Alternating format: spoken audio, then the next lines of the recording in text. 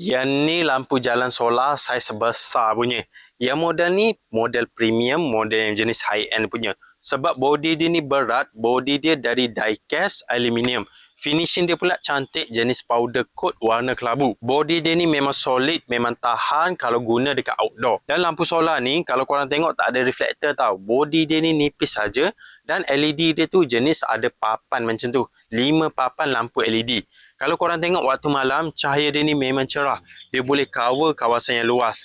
Korang ada sebiji lampu ni, gantung dekat tiang lampu. Dia boleh cover kawasan yang luas sebab LED dia ni banyak. Dan model ni dia boleh tahan lama tau. Dia boleh nyala lebih dari 12 jam. Sebab model ni dia pakai bateri saiz besar dekat bahagian dalam. Lampu ni walaupun korang pasang banyak biji sekaligus, tak payah nak risau bil tinggi. Sebab waktu siang dia cas guna cahaya matahari sahaja.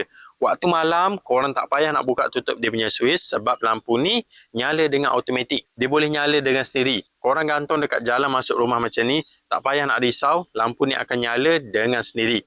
Jadi kalau korang nak cari lampu solar, korang ada bajet lebih sikit, korang boleh check yang model kelabu ni.